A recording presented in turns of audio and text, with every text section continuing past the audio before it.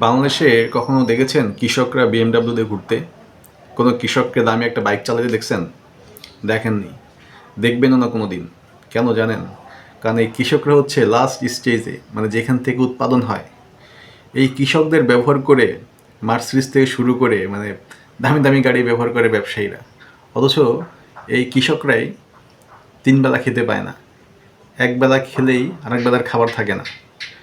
অথচ এরাই হচ্ছে কি, মানে এরাই হচ্ছে চাষবাস করে, এরাই উৎপাদন করে। কিন্তু সেই কৃষকদেরকেই সরকারিভাবেই হোক, বেসরকারিভাবেই হোক, নানাভাবেই এদেরকে দাবিয়ে রাখা হয়, দমিয়ে রাখা হয়। নানা রকমের সুবিধা থেকে তাদেরকে বঞ্চিত করা হয়। কোনো রকম সুযোগ সুবিধা তাদেরকে দেওয়া হয় না। সরকার যতই চিল্লাই বলুক কৃষি খাতে এত কোটি টাকা বরাদ্দ দিয়েছি, এত কোটি টাকার ট্রাক্টর দিয়েছি, এগুলো সব ভোগাস। কীভাবে ভোগাস? যাদের মাধ্যমে দেয় এরাই খেয়ে ফেলে।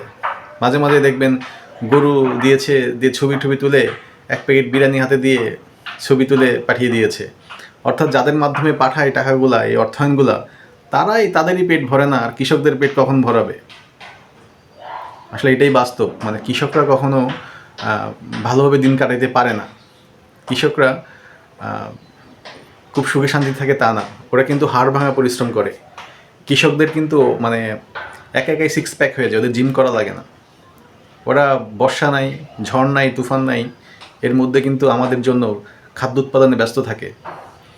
আর অথচ কিছু মানুষ এই কৃষকদেরকে ব্যবহার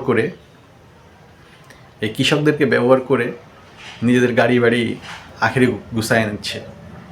যেমন ধরেন এই যে ফুলকপির কথাটাই বলি বা পেঁয়াজের কথাই বলি, এই কৃষক রোদে পড়বে, পানি দিবে, ক্ষেত চাষ করবে, পেঁয়াজ হবে, তাদের কাছ থেকে 10 টাকা 15 টাকা করে কেজি কিনবেন, কিনে নিয়ে আপনি কোল্ড স্টোরে জমাবেন বা কোনো একটা স্টোর রুমে জমাবেন।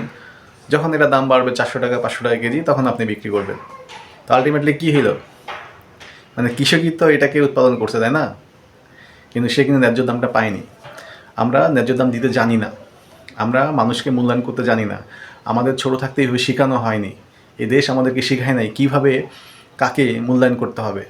শুধু এটাই শিখিয়েছে, তোমার যদি টাকা থাকে তুমি টাকা দিয়ে সবাইকে কিনতে পারবা।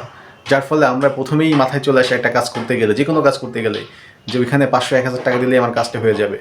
আমাদের মেন্টালিটিতে সমস্যা, আর এটার জন্য হচ্ছে কি এই রাষ্ট্রই দায়ী। এইভাবে সমাজ ব্যবস্থা গড়ে ওঠেনি। আমরা আসলে ইসলামের শিক্ষায় শিক্ষিত হইতে পারি নাই, ইসলামের আলোয় আলোকিত হইতে পারি নাই। যার ফলে সব জায়গায় আমরা দুর্নীতি চিন্তা করি, সবাই শর্টকাট ওয়ে খুঁজি।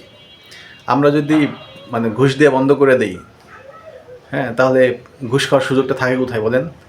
আমরা তখনই ঘুষ দিয়ে চিন্তা ভাবনা করি যখন আমার ভিতরে দুর্বলতা থাকে, যে আসলে তো এটার যোগ্য আমি না, আমি তো এটা প্রাপ্য না, আমি তো এটা পাইতে পারি না। কিন্তু যদি টাকা দিয়ে পাওয়া যায়, তখনই আমরা টাকা দিই। আমরা আমাদের মানে অবৈধভাবে আমরা জিনিসটাকে লুফিয়ে নেওয়ার চেষ্টা করি। তো আমরা যদি কৃষকদেরকে মূল্যায়ন করি বা করতাম, তাহলে কিন্তু আজকে আমাদের দেশ আরও অনেক ভালো থাকতো, ভালো পর্যায়ে থাকতো। ধন্যবাদ সবাইকে।